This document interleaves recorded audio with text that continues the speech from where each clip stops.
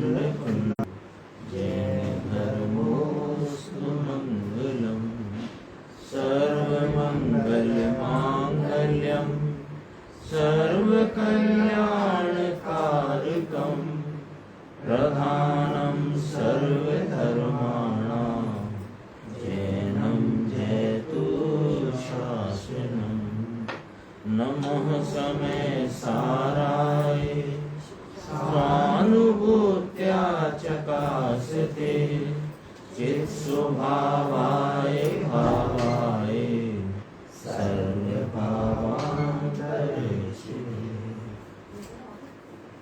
आचार्य कुंद देव के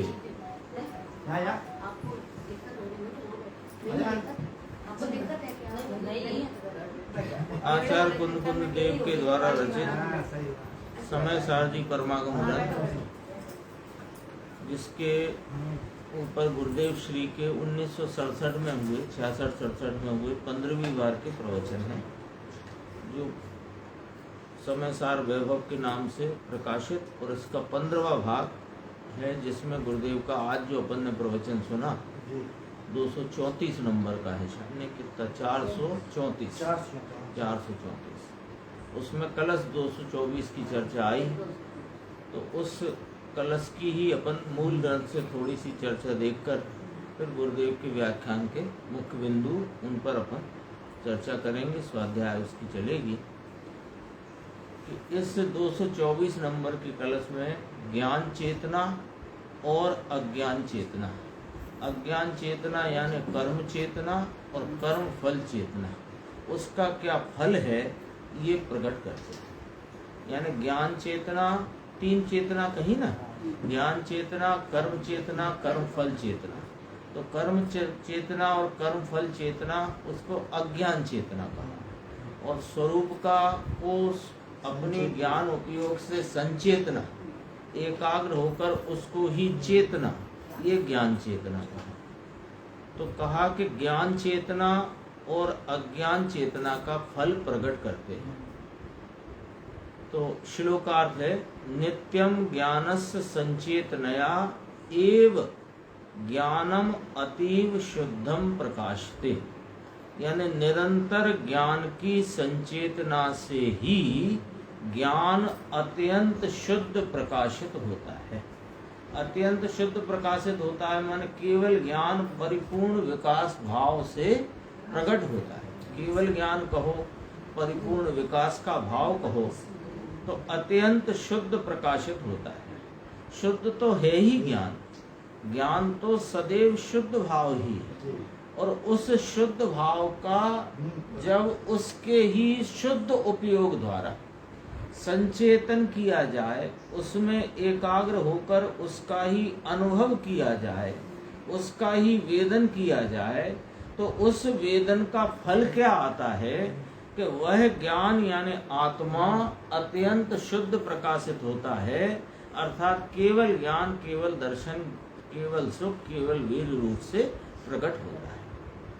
और अज्ञान की संचेतना से बंद दौड़ता हुआ ज्ञान की शुद्धता को रोकता है, अर्थात ज्ञान की शुद्धता नहीं होने देता।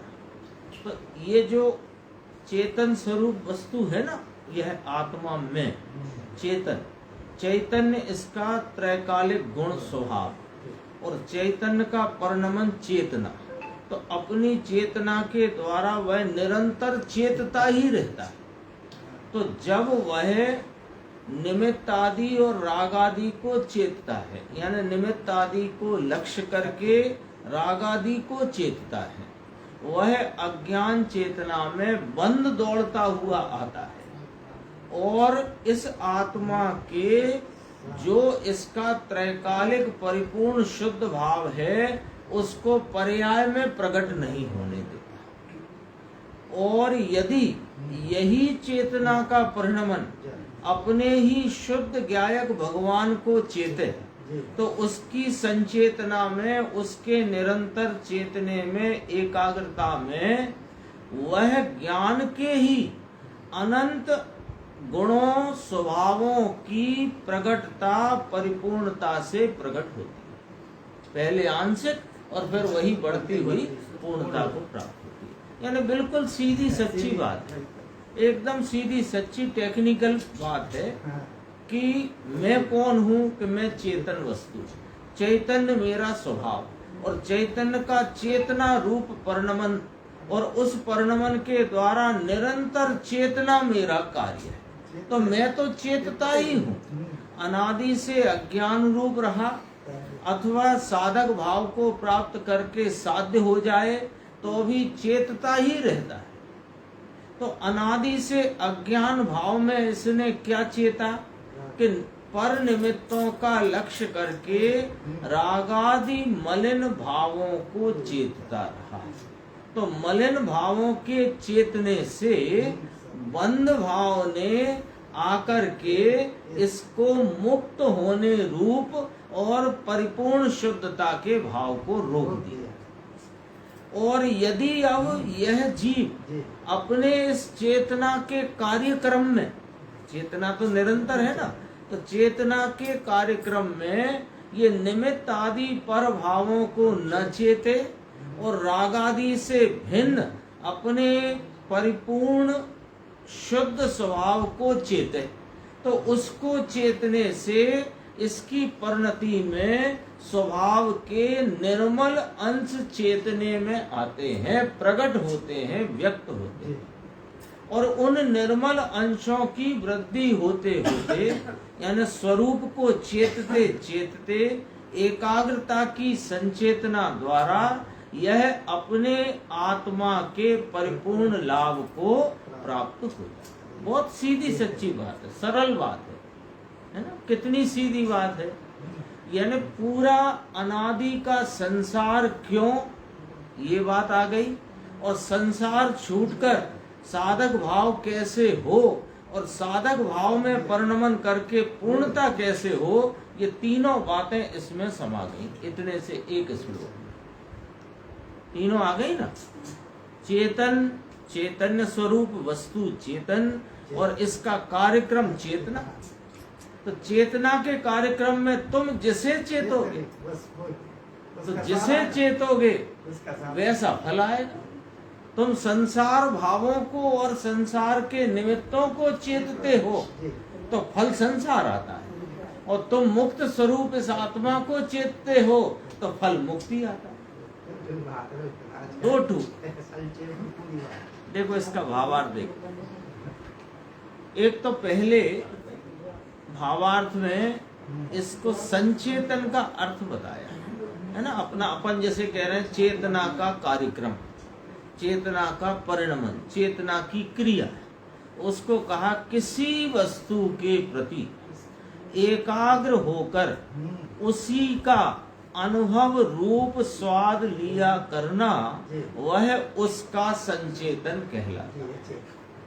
यानी निमित्तादि का के प्रति एकाग्र होकर राग आदि के अनुभव रूप स्वाद लेना, यह अज्ञान रूप संचेतन है। और अपने चेतना स्वरूप आत्मा के प्रति संचेतता हुआ, उसको ही एकाग्र होकर उसका आनंद रूप अनुभव स्वाद ले, तो ये ज्ञान चेतना। ये तो सामान्य व्याख्या करी प्रथम पंक्ति में। किसी वस्तु के प्रति एकाग्र होकर उसी का अनुभव रूप स्वाद लिया करना, वह उसका संचेतन कहलाता है। अब देखो, अब इसके दो हिस्से हो गए कि ज्ञान के प्रति ही एकाग्र उपयुक्त होकर, उपयुक्त माने उपयोग को उसमें युक्त करके, जोड़कर, उस ओर ही ध्यान रखना। ध्यान रखना, तो ध्यान की परिभाषा भी यही अपन समझ लें। ध्यान माने एक ही वस्तु को निरंतर जानते रहना, इसका नाम ध्यान होता है ना। जब भी ध्यान की बात आए, अनेक प्रकार से आजकल ध्यान की चर्चा चलती है, तो उसमें पहले ध्यान की परिभाषा याद कर लेना कि एक ही वस्तु को निरंतर जानने का नाम ध्यान है। तो मुनिराज कैसे ध्यान करते हैं कि अपने चैतन्य स्वरूप को अपनी उपयोग परिणति से जानते रहते हैं, तो उसे धर्म ध्यान कहते हैं। अब बाकी तुम अनेक प्रकार के अन्य ध्यान करो, ओम का ध्यान करो, पंच परमेष्टि का ध्यान करो, इस शरीर का, शरीर यानी चिद काय स्वरूप में आत्मा हूँ, मेरा विस्तार इतना है, ऐसे ध्यान करो। ये सब ध्यान अज्ञान चेतना में जाता है, स्पष्ट है। इसलिए ये ध्यान व्यान, ध्यान के शिविर विविर, ये सब व्यर्थ की बात है। ध्यान का शिविर कोई शिविर नहीं होता, शिविर ज्ञान का होता है ना। ज्ञान की आराधना स्वाध्याय के द्वारा, चिंतन के द्वारा, मंथन के द्वारा, और अकेला मंथन ही मंथन नहीं।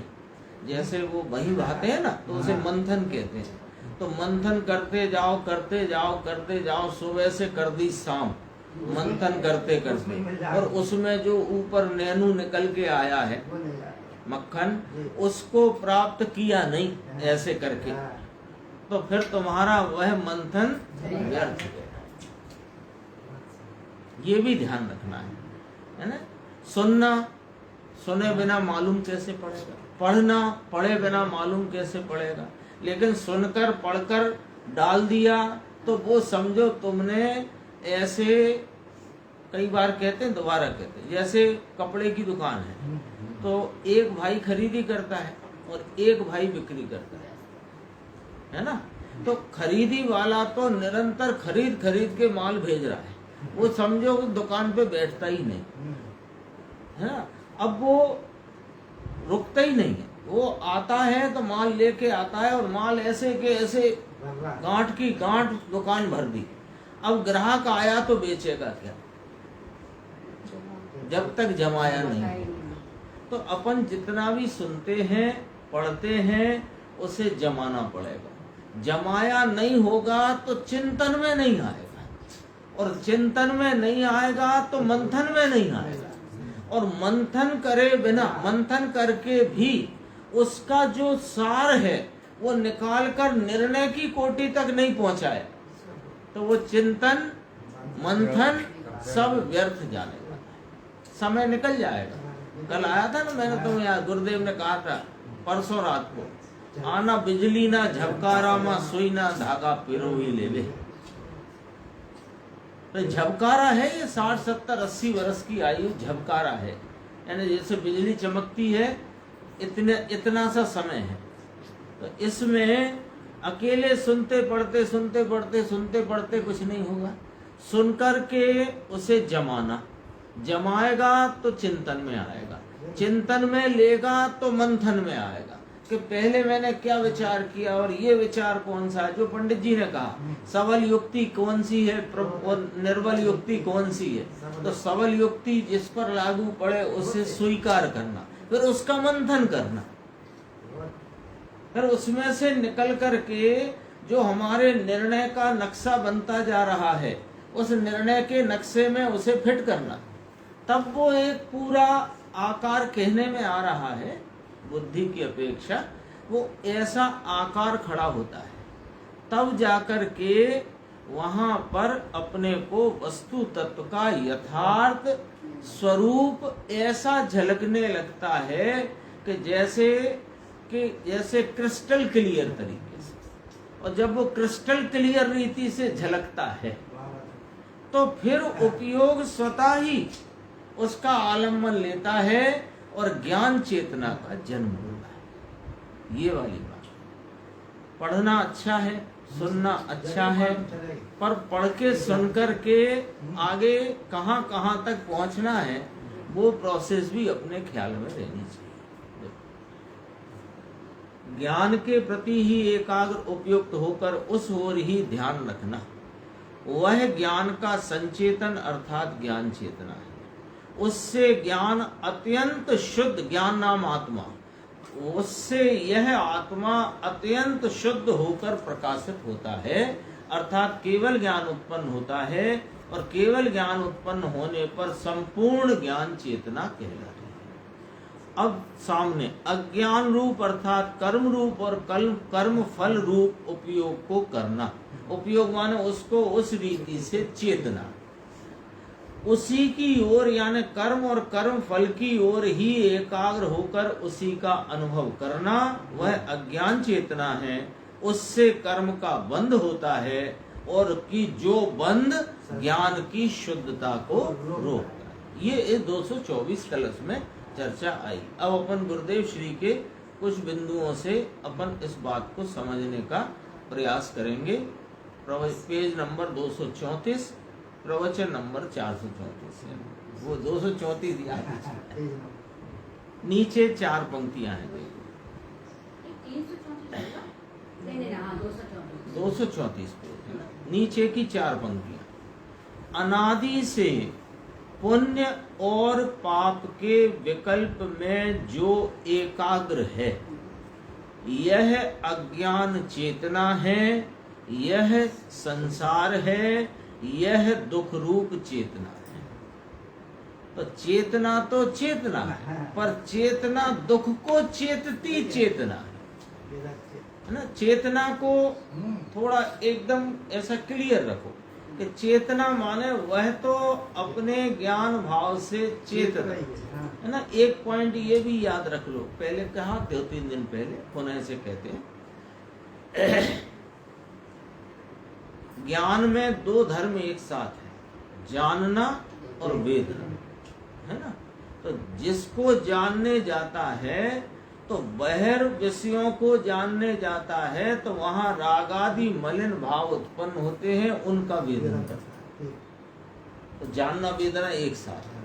और जब इस चैतन्य स्वभाव को जानने जाता है तो यहाँ आनंद आदि भाव उत्पन्न होते हैं, उनको चेतता है, वेदता है ना। तो अनादि से इसने क्या किया कि पुण्य पाप के विकल्प में जो एकाग्र है, अर्थात बहिर्मुखता में ही, बहिर विषयों में ही इसके उपयोग की धारा जुड़ी हुई है। इसके चेतना का कार्यक्रम बाहर के विषयों में ही लगा हुआ है। तो वहाँ पुण्य पाप के विकल्प उत्पन्न होते हैं, ये संसार रूप है, और वहाँ दुख की अनुभूति नाम चेतना है, तो दुख रूप चेतना। आत्मा ज्ञान और आनंद स्वरूप है, वस्तु है, इसमें निरंतर संचेतन, यानी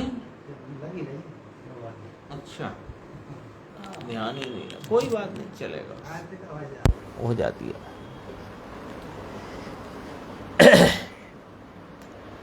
वस्तु आत्मा ज्ञान और आनंद स्वरूप वस्तु है, इसमें निरंतर संचेतन। अंतर में द्रव्य ऊपर दृष्टि देकर निरंतर उसका अनुभव करना। ऊपर की 2 पंक्ति में हमारी अनादि की चली आई स्थिति का ज्ञान कराया। अब करना क्या है वो बताते हैं, है ना, कि यह चैतन्य भगवान आत्मा वस्तु है, इसमें निरंतर संचेतन करना, यानी अंतर में द्रव्य ऊपर दृष्टि देकर निरंतर उसका अनुभव करना। इससे ही ज्ञान अर्थात आत्मा की अत्यंत शुद्धि, यानी मोक्ष मार्ग की शुद्धि इससे प्रकाशित होती है। कहो समझ में आया? देखो इसमें तो एक ही मोक्ष मार्ग कहा, एक ही मोक्ष मार्ग कहा, यानी है तो मोक्ष मार्ग एक ही, पर निरूपण 2 प्रकार से। पर यहाँ तो निरूपण ही एक प्रकार से किया, क्योंकि वही जो है हो, आरोपित को यहाँ न लिया।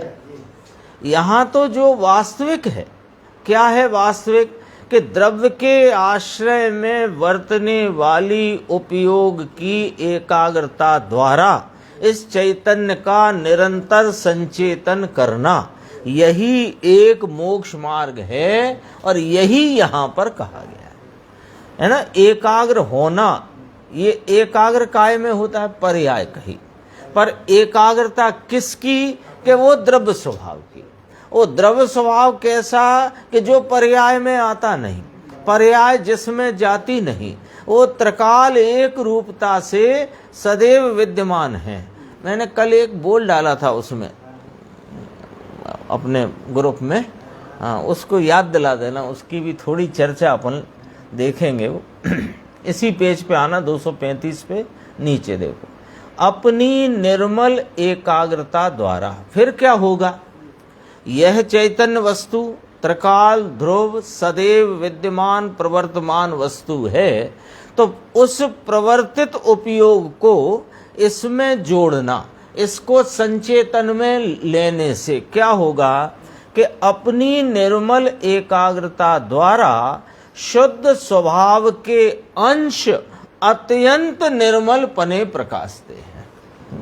कहो इसमें तो ये शुद्ध स्वभाव के अंश, हाँ, अत्यंत अत्यंत पूर्णता ली, पर अंश क्यों कहा वो समझना। शुद्ध स्वभाव के अंश, क्योंकि स्वभाव तो त्रिकाल विद्यमान है, उसकी जो व्यक्तता पर्याय में है उसको यहाँ अंश का, केवल ज्ञान अंश है, अनंत चतुष्टय अंश है, स्वभाव के अंश। आगे शब्द है ना, उसमें अर्थ आ जाता है अत्यंत निर्मल पने। तो आंशिक निर्मल पने हो तो सम्यक दर्शन की बात है, मोक्ष मार्ग की बात है। और इसकी एकाग्रता से फल क्या आता है? परिपूर्ण फल, एकाग्रता का फल। एकाग्रता से आंशिक निर्मलता तो प्रारंभ हो जाती है, पर उसका अल्टीमेट फल क्या आता है? तो कहा कि शुद्ध स्वभाव के अंशों माने बहुवचन, तो क्योंकि अनंत गुण है ना, उनका अत्यंत निर्मल पने प्रकाशन होता है। कहो इसमें तो एक ही मोक्ष मार्ग है, ऐसा कहा। इसकी पर्याय पलटी, किसकी? अनादि की। क्यों? कोई जीव कभी भी अनादि से मोक्ष मार्गी नहीं है, कोई अनादि से केवल ज्ञानी नहीं है, कोई अनादि से सिद्ध नहीं है। सब जीव अनादि से अज्ञानी और राग को निरंतर चेतने वाले हैं, है ना। तो उसमें से पलट गया, हाँ पलट गया। इसकी पर्याय पलटी, पर में से हटी और स्वभाव में पलटकर एकाग्र करी, ऐसी पर्याय पलट सकती है, क्योंकि पलटना पर्याय का स्वभाव है। तो गुरुदेव कितना एक एक बात गंभीर उसमें रखते हैं। क्यों पलट सकती है पर्याय? क्योंकि पर्याय का पलटना स्वभाव है, और द्रव्य नहीं पलटता। क्यों? कि द्रव्य का कायम रहना स्वभाव है। तो जो नहीं पलटता उसको विषय करेगी कौन? के पलटती पर्याय। कैसे?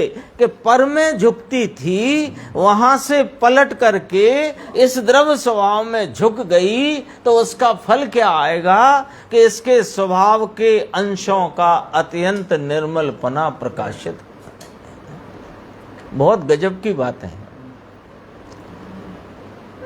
अपनी जो आज गाथा आएगी ना 56 परमान प्रकाश, उसमें कहते हैं कि यदि नरक में जाकर सम्यक दर्शन होता है, कोई को होता है, तो ऐसा पाप भी भला है।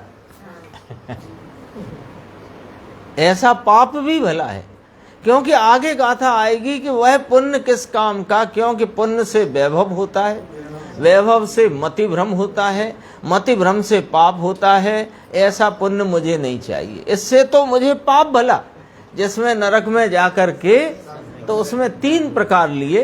अब वो पता नहीं वैसे क्यों याद आ गया मुझे वो ले ही लेता हूँ, याद आ गया। 3 प्रकार लिए। तीसरे नरक तक तो संबोधन करने देवादि आते हैं।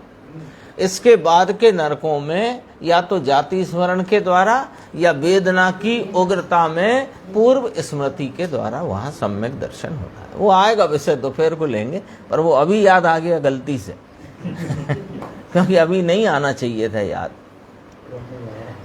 हाँ, वो तो आना था सो आ गया। तो पर्याय पलट सकती है, वस्तु कायम रहती है। कहो समझ में आया? इसमें देखो, जब जब गुरुदेव के ऐसा है ना, केम समझाणु काई, समझाणु आमा, बात सूक्ष्म छे, तो जब गुरुदेव ये कहें तो पलट कर 3 लाइन 4 लाइन पढ़ो, वापस जाओ कि क्यों उन्होंने ये बात कही, है ना। अपन ने तो पढ़ ली, और हो सकता है कि कदाचित अपन सामान्यतया पढ़ते चले गए हों, लेकिन जब उन्होंने कहा समझाणु आमा, तो फिर अपने को ध्यान देना पड़ेगा कि क्या समझाना चाहते थे आप, जो हमने समझा कि नहीं समझा। फिर दोबारा से पढ़ के देखो। अपन पढ़ते हैं, पर्याय पलटकर पर में से हटी और स्वभाव में पलटकर एकाग्र हो गई। क्यों? कि पर्याय पलट सकती है, वस्तु कायम रहती है, ये यहां कहना है। और ऐसे एकाग्र करना, तो एकाग्र तो साहिब पर में था पहले से, बिना ये चेतना का कार्यक्रम तो रुका नहीं था। तो अंदर राग देश में एकाग्र था, वहां आश्रव और भावबंध भी सिद्ध हुआ। अब देखो, ये पूरी चर्चा में 7 तत्व सिद्ध होते हैं एक कलश में, कि ये जो पर निमित्तों के प्रति उनको विषय बनाकर जो उपयोग चेतता था, उनको जानने में लगता था, तो वहां पर इसके रागादि विकार उत्पन्न होते थे, तो आश्रव सिद्ध हुआ। जीव तो सिद्ध है ही पहले, ये चेतन वस्तु, और निमित्त अजीव, दो तत्व सिद्ध हुए। और विकार की उत्पत्ति हुई तो आश्रव सिद्ध हुआ, आश्रव हुआ तो बंध सिद्ध हुआ। और वह उपयोग जो पहले उधर जाता था, पलट करके इसने कायम वस्तु का आलम्बन लिया तो संवर सिद्ध हुआ। और इसमें एकाग्र हुआ तो निर्जरा सिद्ध हुई, और उसका फल अत्यंत पने प्रकाशित होता है, मोक्ष तत्व सिद्ध। तो सच में पता नहीं, कुछ अपना भाग्य भी जोरदार है, और गुरुदेव श्री का अपने को संयोग उनकी वाणी का, यानी वे चले गए 44 साल हो गए, लगभग 43 तो पूरे हो गए, 44वां चल रहा, लेकिन वे अपने साथ हैं, है ना। पहले से ज्यादा सरल तरीके से साथ है। पहले तो 20 दिन को यहाँ आते थे, आप भी आई होगी यहाँ, पहले 20 दिन, तो 20 दिन आते थे, 20 दिन के बाद गुरुदेव से कौन मिलता था? बंधु जी थोड़ा उसी जो 20 दिन का उनका था, उसे वे साल भर बांटते थे।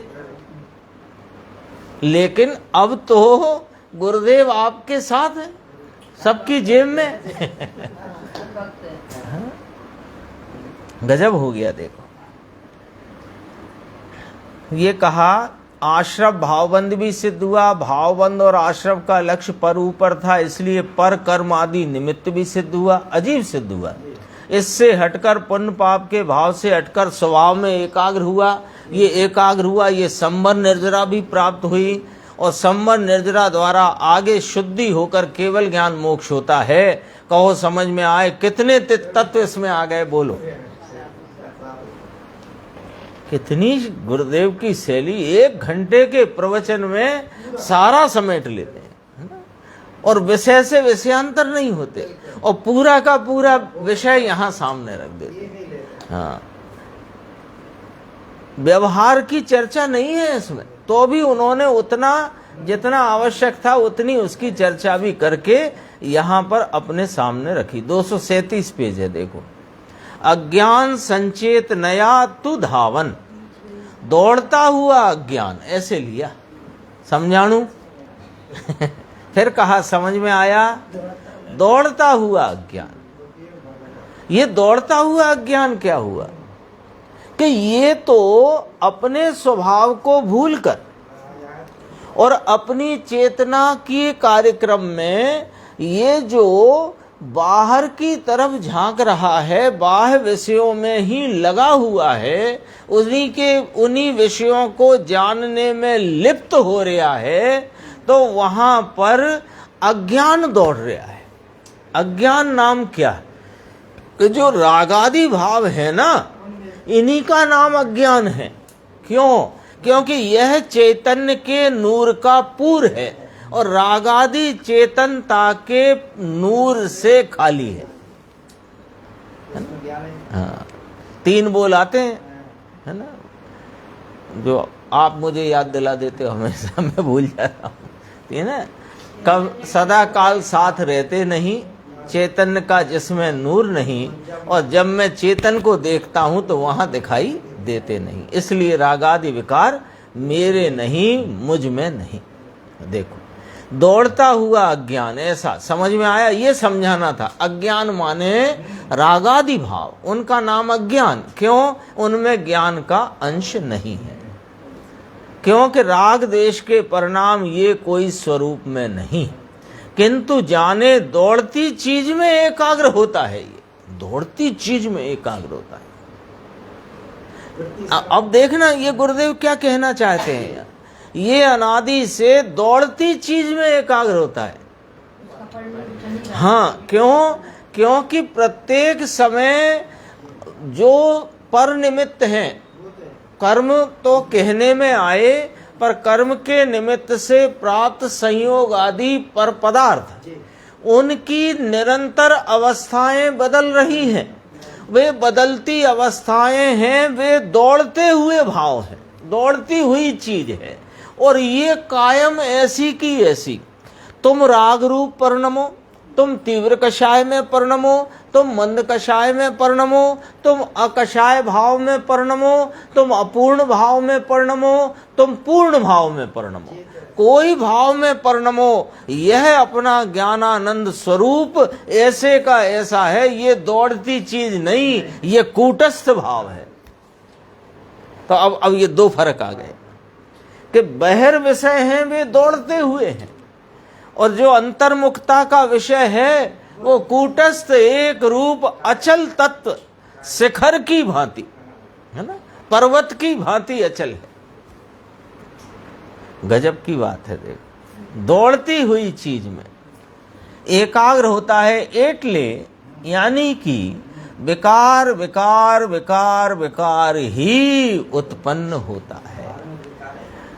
ऐसा होकर ज्ञान की शुद्धता को यानी पवित्रता की पर्याय जो प्रकट होनी चाहिए उसको ये रोकता है। विकार, विकार उसको रोकता है। तो जो शब्द आया था ना, शुद्धता को रोकता है, बंद दौड़ता हुआ शुद्धता को रोकता है, उसका अर्थ है ये।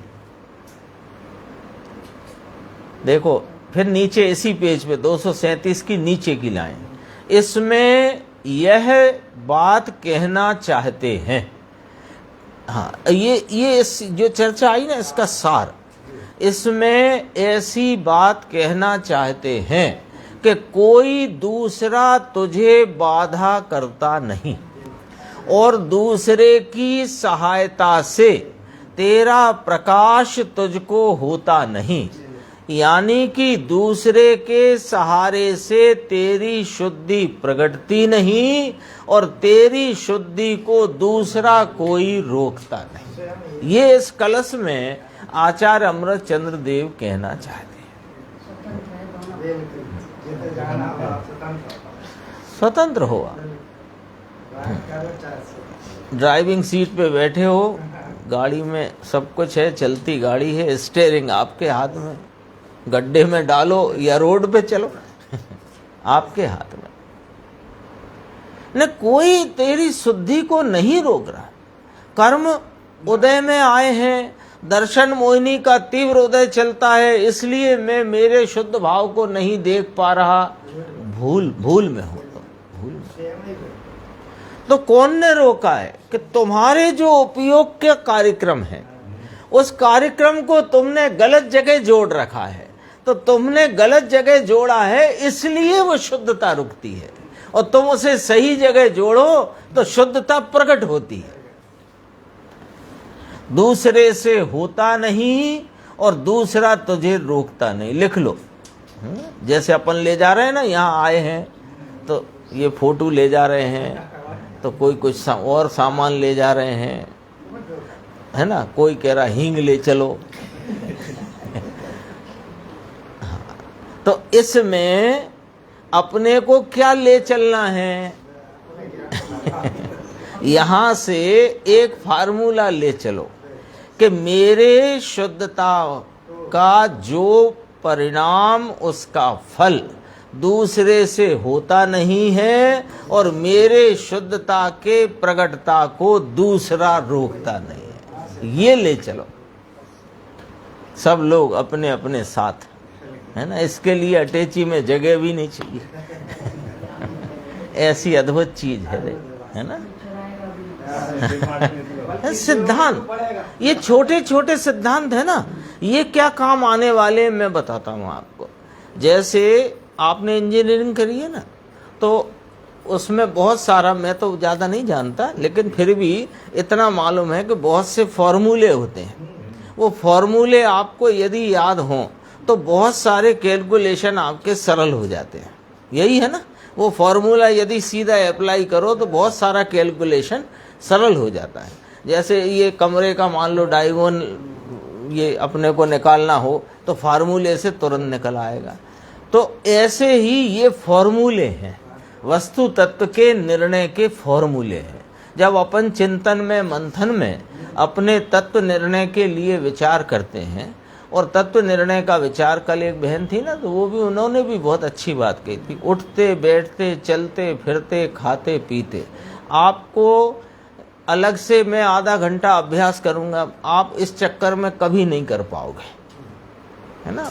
वो क्योंकि वो समय मिलेगा नहीं, और वो जब आप कदाचित समय निकालोगे तो वो विचार चलेगा नहीं, कोई दूसरा चलेगा। इसलिए बहुत सुंदर है ये।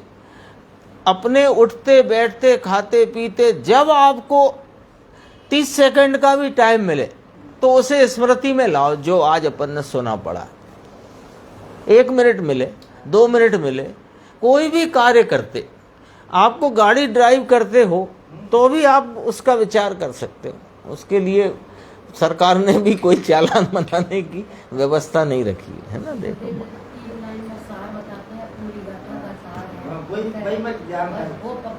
हाँ, उसको दिन में 1 बार 2 बार 3 बार यदि आप वो करोगे, मैं तो ये कहता हूँ वो आपका निजी ज्ञान हो जाएगा, वो आपकी पूंजी बन जाएगी। और वो फॉर्मूले हैं ये। तो आज का फॉर्मूला सुनो कि तेरी शुद्धि को कोई दूसरा रोकता नहीं, और तेरी शुद्धि दूसरे के सहारे से प्रगटती नहीं, दूसरे से होता नहीं, दूसरा तुझे रोकता है। गजब की बात है। देखो और चलते आगे, इसी पेज पे नीचे जो बोल्ड अक्षर हैं, ज्ञान के प्रति ही एकाग्र उपयुक्त होकर उसके तरफ ही चेत रखना। चेत रखना मानो उसको ही जानने में लगाए रखना, वह ज्ञान का संचेतन अर्थात ज्ञान चेतना है। ऐसी बात भगवान आत्मा चैतन्य ज्योत है, जल हल ज्योत है, आनंद का स्थान है, ठहरने का स्थान है। और आया ना, निर्जरा में आता है, रहनार ना रह ठाणनु स्थान छे, रहने वाले के रहने का यह स्थान है। जिसको रहना हो इसमें रह सकता है, इसमें रह सकता है। बाकी उपयोग इधर उधर जाएगा, वो रह नहीं सकता, क्योंकि वो बदल जाता है। ये नहीं बदलता है, ये नहीं बदलता है। आप भोजन करते हो ना, तो भोजन करते हो तो रोटी पहले गर्म आई थी, फिर ठंडी होने लग गई, फिर अब जैसे तैसे ठंडी हुई तब तक दूसरी गर्म आ गई, तो वो बदलता ही रहता है। वहां रह नहीं सकता उपयोग, माने उपयोग टिक नहीं सकता, यहां रह सकता है।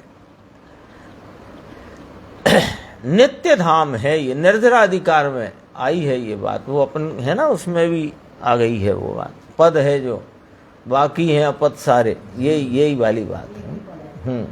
ज्ञायक पद एक तेरा, बाकी है अपद सारे, यही वाली बात है। देखो ऐसे भगवान ज्ञान के प्रति अर्थात जो ध्रुव वस्तु है, नित्य है, इसके प्रति एकाग्र उपयोग होकर, एक ही दृष्टि लक्ष्य में लेकर, वस्तु को एक अग्र नाम मुख्य लक्ष्य में लेकर, एक को लक्ष्य में लेकर, उपयुक्त नाम उसमें युक्त होकर, उसमें एकाकार होकर, उसके तरफ ही अर्थात उस तरफ, इस तरफ, ज्ञान तरफ, आनंद तरफ, आत्मा तरफ चेत रखना। चेत रखना यानी जागृत रहना। उस ज्ञान का संचेतन, उसको आत्मा का संचेतन ज्ञान का संचेतन इसको आत्मा का वेदन कहने में आता है, अर्थात उसको ज्ञान चेतना कहते हैं। देखो बहुत सुंदर सुंदर बातें आई हैं।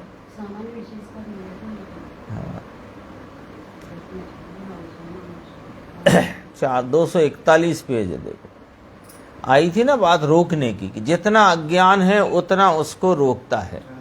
तो ये तो रोकता है ऐसा कहा, तो प्रश्न किया रोकता है लेकिन राग रोकता है ऐसा कहाँ कहा है, अज्ञान रोकता है ऐसा कहा है। प्रश्नकार ने प्रश्न किया जो अपन चर्चा कर चुके अभी। तो राग का विकल्प है ना, चाहे वह गुण गुणी के भेद का विकल्प उठे, वस्तु तो अभेद है, इसमें जो भेद का विकल्प उठता है यह भी इसको अंतरदशा में जाने में रोकता है। गुण गुणी के भेद का, गुण गुणी का भेद क्या होता है, विकल्प, गुण गुणी का भेद विकल्प कि ज्ञान वह आत्मा, आनंद स्वरूप आत्मा, मैं शुद्ध चिद्रूप स्वरूप हूं, मैं अखंड अभेद हूं, मैं अनंत गुणों का पिंड हूं, ज्ञान दर्शन सुख चारित्र वीर्य स्वरूप हूं, ये गुण गुणी के भेद का विकल्प है, ये भी रोकता है। वस्तु तो ऐसी सीधी सट है, गुरुदेव का भाषा है देखो, वस्तु तो अभी सीधी सट है, भगवान चैतन्य ज्योत है अंदर में विराजमान, इसकी अंतर एकाग्रता में कुछ भी विकल्प उठे वह इसको रोकता है। ये यहाँ क्या कहा कि शुद्धि को रोकता है, ऐसा कहा कि नहीं, शुद्धि को शुद्धिम निरूणद्धि, बोधस्य शुद्धिम निरूणद्धि, देखो ये कहा। अब एक ठिकाने या अमुक ठिकाने ये वाली बात आए, नीचे देखना थोड़ी सी 3 पंक्ति हैं कि ये द्वारा यानी कोई ये इसमें बात आई थी, यहां से लेता हूं मैं, देखो ऐसा विकल्प दया दान व्यवहार श्रद्धा आदि का हो। ऊपर तो गुण गुणी के भेद की बात करी, आगे कहते हैं ऐसा विकल्प दया दान व्यवहार श्रद्धा आदि का हो, इसको व्यवहार साधन तरीके कहा। इतना निमित्त का ज्ञान कराने के लिए, लेकिन इसके द्वारा अंधेरे में साध्य प्रगट है, ये अंधेरा है। ये जितना दया दान व्यवहार श्रद्धा देवगुरु शास्त्र की श्रद्धा का राग, शास्त्र का ज्ञान, व्रतादि के विकल्प, ये अंधेरा है और ये चैतन्य प्रकाश स्वरूप है। तो कहा कि ये अंधेरे के द्वारा ये प्रकाश रूप साध्य प्रकट होए, ऐसा कैसे हो, प्रश्नवाचक है ना।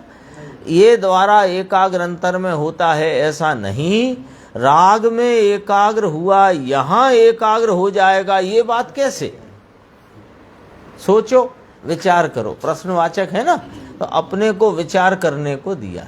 फिर देखो नीचे 2 दृष्टांत दिए कि थोड़ा अंधेरे में जाएगा तो फिर प्रकाश आ जाएगा, ऐसा कैसे, अथवा थोड़ा नीचे उतरेंगे तो फिर ऊपर चढ़ जाएंगे, है ना। शिखर जी गए हो ना आप, शिखर जी अपन जब चढ़ते हैं ना तो मेन ट्रैक पे चढ़ते हैं, कोई कोई बच्चे ज्यादा उत्साहित होते हैं तो साइड ट्रैक में भी चढ़ते हैं, लेकिन चढ़ते हैं कि उतर उतर के चढ़ते हैं, चढ़ते ही हैं, वे ऊपर की ओर चलते हैं। नीचे की ओर चलने लग जाए तो कोई भी टोक देगा।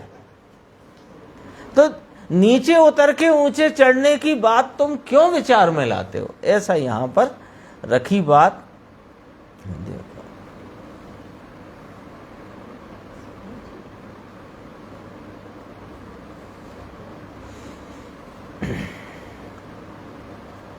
एक ये लाइन आई थी, थोड़ा इसका अर्थ करना जरूरी है। 243 सामान्य विशेष का आपने क्या कहा था, मुझे नहीं है ख्याल में। सामान्य यानी जो आत्मा जो है वो सामान्य, और उसको विषय करने वाली जो पर्याय है वो विषय है, विशेष है। हाँ हाँ हाँ, उसके द्वारा उसमें ठहरना। हाँ तो शायद मैंने नहीं लिया होगा निशान में, आएगा तो देखता हूँ, ये निकल गया होगा। ये इसका थोड़ा सा 2 पंक्तियां हैं, इसका अर्थ समझना क्योंकि ऐसी पंक्तियां पढ़ने में कई बार आपके आएंगी, गुरुदेव से सुनने में भी आएंगी, और उसका अर्थ समझना जरूरी है। 243 पेज, पहली लाइन है ना, दो बात कही। अज्ञान रूप अर्थात कर्म रूप और कर्म फल रूप उपयोग को करना। आत्मा के ज्ञान की दशा में पुण्य और पाप के परिणाम को करना, इसका अर्थ समझना। आत्मा के ज्ञान की दशा में पुण्य और पाप के परिणाम को करना। तो ज्ञान की दशा में पुण्य पाप का परिणाम नहीं होता, लेकिन यहाँ कहना क्या है कि जो ज्ञान की बहिर्मुखता है, उसी ज्ञान के साथ अन्य गुणों की जो अवस्था है, आत्मा है ना, आत्मा, तो आत्मा अनंत गुणात्मक है और एक समय में एक परिणाम है। उसी परिणाम में ज्ञान, दर्शन, सुख, चारित्र आदि अनंत गुणों का भाव एक साथ व्यक्त होता है, प्रकट होता है।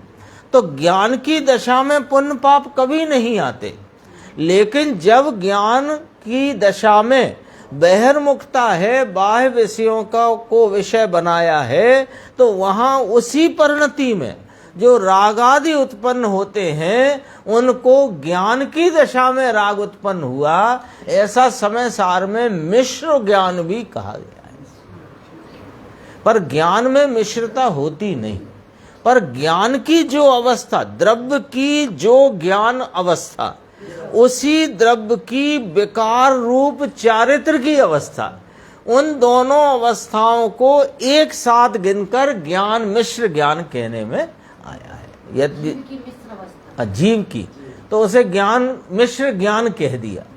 एक जीव है, उसका एक परिणाम है, उसी परिणाम में वो जानने गया पर विषय को, तो पर विषय का जानना है, और राग देश का वेदना वो ज्ञान की अवस्था है, और राग देश की उत्पत्ति वो चारित्र का विकारी परिणाम है, ज्ञान का नहीं, लेकिन वो उसी द्रव्य का, उसी समय का परिणाम है। तो उसको ज्ञान में मिश्र राग देश है ऐसा कहने में आता है। अपने को उसकी असलियत समझ लेनी चाहिए। नीचे लिया, 2 पंक्ति छोड़ देना, पढ़ लो वैसे। उसका फल हर्ष, शोक, खुशी पने, शोक पने वेदना, इसको कर्म फल कहते हैं, और राग आदि को करना, इसको कर्म चेतना कहते हैं। इसको आत्मा के उपयोग में राग को लाना, क्या कहा, आत्मा के उपयोग में राग को लाना, और हर्ष को लाना, और द्वेष को लाना, और शोक को लाना। अब बताओ उपयोग में कैसे आएगा राग?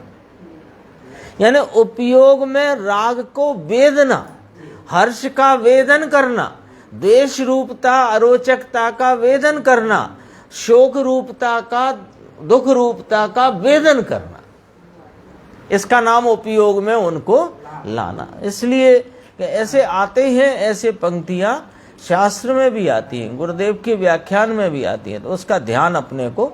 एक आई थी, मने खबर नथी ने मारवो निकलियो, पण कोने मारीस मने खबर नहीं। हाँ, दुश्मन बाणियों छे के सिंह, मने खबर नहीं, कौन सी जात का है मने खबर नहीं। ये अपनी हालत है। धर्म करना है, पता है नहीं पता उस, हाँ, दृष्टांत तो ये था। देखो, इसके लिए एक गुरुदेव ने कहा, यहाँ अज्ञान चेतना की बात चलती है ना, तो अज्ञान चेतना कहाँ है इसकी इसे खबर नहीं मिल रही। अभी अपने कलश का जो फिर से अपन सार भाव याद रखें कि ज्ञान चेतना माने अपने चेतन तत्व के चैतन्य स्वभाव के चेतना रूप कार्यक्रम परिणमन में बाह्य विषयों को चेतने से अज्ञान चेतना, कर्म चेतना, कर्म फल चेतना का परिणमन है, जिसका फल संसार है, और स्वरूप को चेतने से वह ज्ञान चेतना है जिसका फल मुक्ति है। यही पूरी बात है ना। तो अब अपने सामने दोनों बातें स्पष्ट हैं। तो अज्ञान चेतना को मेटना है और ज्ञान चेतना को उदित करना है, उसमें प्रवर्तन करना है। यही हो गया ना अपना टोटल अभी टारगेट, यही टारगेट हो गया। अब अज्ञान चेतना कहाँ है इसकी यदि खबर नहीं मिले तो क्या करेगा? अज्ञान चेतना। इसे लग रहा है कि अरिहंत आदि की भक्ति, शास्त्र का वांचन श्रवण और व्रतादि के परिणाम ये मुझे ज्ञान चेतना में ले जाएंगे, जबकि ये स्वयं अज्ञान चेतना रूप हैं। इनका तो नाश करना है और ये उसमें मगन हो रहा है, इसको खबर नहीं है कि अज्ञान चेतना क्या है। तो इसके लिए एक दृष्टांत देते हैं ना, तो आप लोगों को अच्छा भी लगेगा थोड़ा सा। दर्पण में देखे तो दाग देखा है, दाग ऐसे यहाँ दाग है, काला दाग, कालोच है, कुछ भी है। तो अब देखी कहाँ है? दर्पण में है। कहाँ? यहाँ। अब दर्पण को घिसे,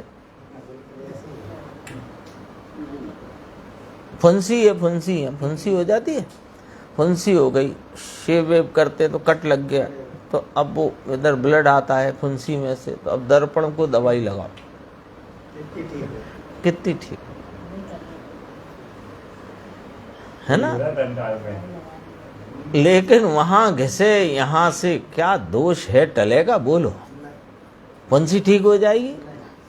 यहाँ जो कदाचित थोड़ा ब्लड आ गया है वो रुक जाएगा दर्पण में लगाने से। तलवल होए ना, तिल होता है ना, अरीसा में दिखे, अरीसा में काला दाग दिखे तो ऐसे घिस घिस, अरे वहां घिसेगा तो यहां से निकलेगा क्या? ऐसे शरीर को जीर्ण कर दिया, अपवास कर डाले, परंतु दोष कहाँ है इसकी खबर है तेरे को? भारी बात है। शरीर को जीर्ण कर डाला, अपवास कर डाले, तो दोष कहाँ चल रहा है? दोष तो तेरे चेतना का जो बहिर्मुख कार्यक्रम है इसमें चल रहा है। और वो चेतना का जो चेतता हुआ परिणमन है उसको मोड़ना है कि अपवास कर करके इसे सुखाना है। कोई संबंध ही नहीं। ये ऐसा ही है जैसे दर्पण में देखकर उधर दवाई लगाना कि उधर घिस करके, अब मैं 3 दिन से रोज वहां पर मलम लगाता हूँ, फुंसी ठीक ही नहीं होती। कहाँ लगाते हो? दर्पण में, जहां दिख रही है वहीं तो लगाऊं। गलत हो रहा है ना। ये लिया देखो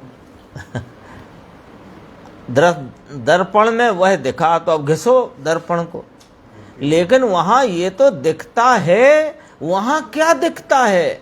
वहां है, दिखता है। वहां दर्पण में देखते हो तो दर्पण में क्या दिखता है कि यहां है।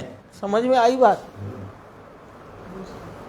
दर्पण देखते हो ना, सुबह स्नान करके दर्पण देखते हो तो गुरुदेव, अपन तो कंगी कहते हैं, गुरुदेव दांतिया कहते हैं। तो वो दांतिया निकाले, अब दांतिया निकाले तो दांतिया वहां दर्पण में चलाएगा। दर्पण में ये देखता है कि यहां है तो यहां चलाता है। देखा भले दर्पण में गया है, लेकिन दर्पण में क्या देखा है? देखो यहीं से फर्क है। दर्पण में क्या देखा है? दर्पण में यद्यपि अपना चेहरा वहां प्रतिबिंबित है, लेकिन उस प्रतिबिंब को देखकर तुम निर्णय क्या करोगे कि दर्पण में बाल खराब हैं कि यहां जहां बाल है वहां खराबी है, वो बिगड़े हुए हैं, उलझे हुए हैं, जो भी कहो। ऐसे दिखता है तो वहां कहां दोष था दर्पण में, है ना? तिल या काला कालापना वहां कहां था? ऐसे भैया ये अपवास किया, शरीर जीर्ण कर डाला, अनेक प्रकार के देह की क्रिया करता रहा, तो तेरी दशा में दोष है अथवा कि दोष पर में है अथवा कि दोष कर्म में है। निर्णय तो करो, दोष कहाँ है? अज्ञान चेतना कहाँ चल रही है? अज्ञान चेतना यहाँ चल रही है। इसके चेतना के कार्यक्रम में अज्ञान चेतना चल रही है कि शरीर में अज्ञान चेतना है या कि कर्म में अज्ञान चेतना। गंभीर है वैसे बात। तुझे जो अंदर में जो मलिनता है उसका वेदन है, फल में संसार है। तो संसार रूपी फल भले कर्मों से दिखाया जाता है, शरीर आदि के संयोग से दिखाया जाता है, लेकिन वह संसार रूपी दोष तेरी परिणति में है कि इस संयोग रूपी शरीर में है, या कि वे जो 8 प्रकार के कर्म हैं उनमें है। बोलो, दर्पण है ना, दर्पण, दर्पण में दिखाता है तो दर्पण में देखा जाता है, लेकिन दोष कहाँ है? फुंसी है, कालप है, यहाँ थोड़ा ब्लड आता है, बाल बिखरे हुए हैं, ये कहाँ है? तो यहाँ है, तो यहाँ समारोगे कि दर्पण को समारोगे? शरीर का संयोग तेरी संसार अवस्था को दिखाता है, कर्मादि का संयोग तेरी संसार अवस्था को दिखाता है, लेकिन संसार अवस्था शरीर कर्म में है कि तेरी अवस्था में? तो नाश कहाँ से करना है? कितना लॉजिकल है, कितना न्याय से बात है। कहीं कोई उलझन नहीं रहेगी। उनको पता चल गया कहाँ है दोस्त। नहीं निकाल रहे। पर जो कर्म में है, शरीर का परिवर्तन हो जाता तो उनका नाश हो जाना है।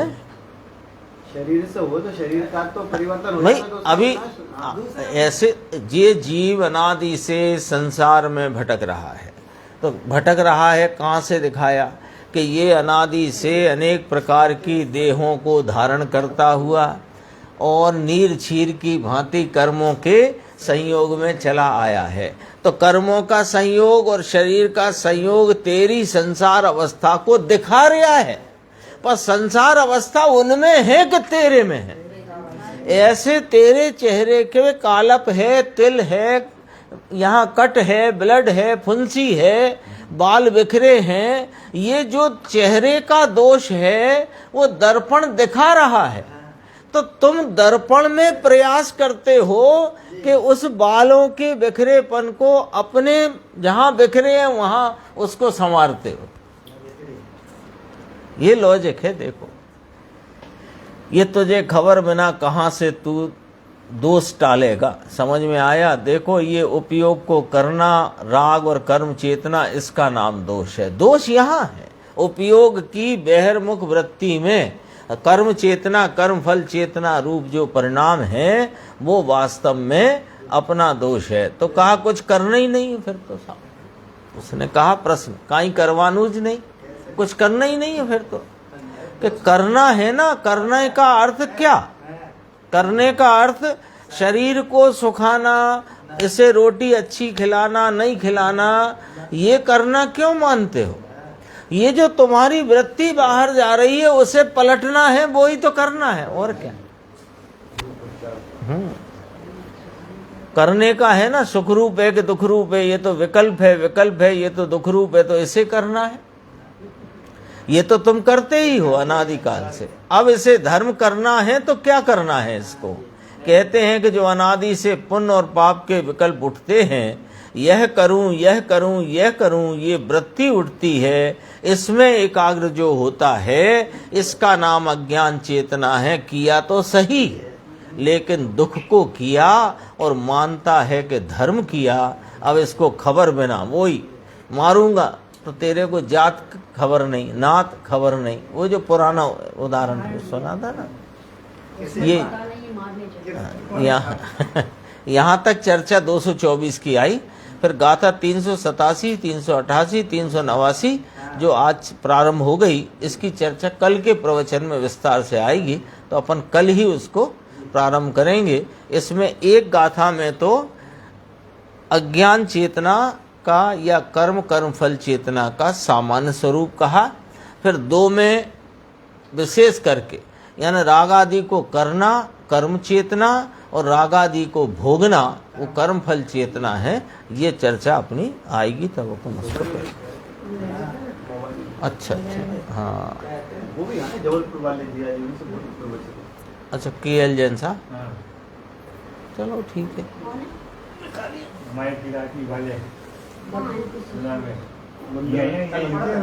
नहीं इसमें नहीं, उसमें डाला तो सोनगढ़ यात्रा वाले। हाँ मिल गया मिल गया। देखो प्रश्न है, आज के संदर्भ से मैसेज आया था, पार्श्वनाथ स्वामी का केवल ज्ञान कल्याणक दिवस है आज, इसी संदर्भ से आया प्रश्न कि पर्याय स्वयं षट कारक से स्वतंत्र परिणमती है। प्रश्न है ये, प्रश्न पर्याय स्वयं षट कारक से स्वतंत्र परिणमती है और पर्याय को पर्याय का अपना ही वेदन है, तो ध्रुव का क्या प्रयोजन है? प्रश्न गंभीर है ना, गंभीर है, तकनीकी प्रश्न है, गंभीर प्रश्न है, समझने जैसी बात है ना। उसका प्रश्न है कि आपने कहा कि पर्याय पर्याय को करती है, पर्याय अपने स्वयं के षटकारक से परिणमती है और पर्याय पर्याय को ही भेदती है, द्रव्य को तो भेदती भी नहीं। जो अनादि से पर्याय, जैसे आप गुलाब जामुन खाया या कुछ भी खाया तो आपने गुलाब जामुन का वेदन तो किया नहीं, आपने तो उस संबंधी राग का वेदन किया है, उसमें हर्ष का, इष्टता का वही वेदन किया। तो इष्टता और हर्ष तो पर्याय है ना, ये बाहर से समझाया, अंदर से समझो तो ये जब पर्याय स्वरूप की तरफ सन्मुख हुई, तो स्वरूप की तरफ सन्मुख हुई, जो त्रिकाली ध्रुव गायक है वो तो पर्याय में आया नहीं, उसके अनंत गुणों की निर्मल व्यक्तता का भाव, आनंद का, शांति का, वीतरागता का, वो पर्याय में आया और उस पर्याय को ज्ञान की पर्याय वेदती है, ध्रुव को तो वेदती नहीं।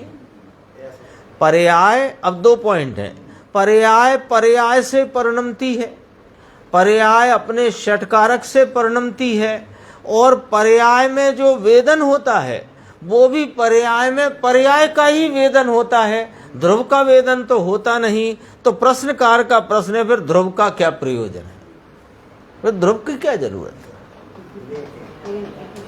है ना। टेक्निकल हुआ ना प्रश्न उसका। द्रव्य पर्याय दो भाव हैं, प्रश्न समझ में आना चाहिए पहले। द्रव्य पर्याय दो भाव हैं।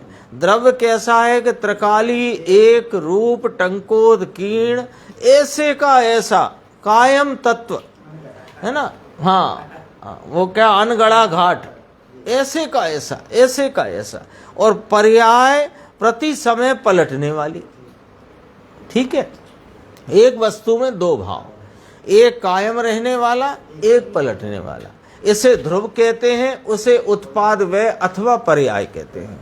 अब उसने पूछा कि पर्याय का परिणमन तो अपने षटकारक से होता है, तो पर्याय परिणमने के लिए स्वतंत्र, और पर्याय जो वेदन करती है इस चैतन्य भगवान का आलम्बन लेने से जो वेदन करती है, वो इस चेतन तत्व ध्रुव का तो वेदन करती नहीं, वो तो इसी के अनंत गुणों की निर्मलता, प्रगटता का वेदन करती है। तो फिर ध्रुव से क्या प्रयोजन आपका? तो गुरुदेव श्री का जवाब देखो, है ना, कि ध्रुव द्रव्य वह तो मूल वस्तु है भाई। ये जो पर्याय में आनंद, शांति, वीतरागता का जो वेदन हुआ, वो वेदन तो इसका लक्ष्य करने से ही हुआ ना। तो ध्रुव तो मूल वस्तु है, ध्रुव का लक्ष्य करने पर ही पर्याय में आनंद आदि पर्याय का वेदन आता है, इसलिए यह ध्रुव मूल वस्तु है। उसने पूछा था ध्रुव का काय का प्रयोजन साहब? अरे ये तो वही प्रयोजन भूत तत्व है जिसका आलम्बन ले तो आनंद का वेदन करे, भले वो आनंद की पर्याय है वेदन में आती हुई। और इसके अगला प्रश्न किया कि पर्याय को दूसरे द्रव का सहारा नहीं है। ये बात तो ठीक है, लोग क्या अपने द्रव का भी सहारा नहीं है ना। अपने द्रव का तो कोई सहारा होगा कि नहीं, पर्याय अपने षटकारक से स्वतंत्र है। ये वाली चर्चा है, शेष चर्चा होना।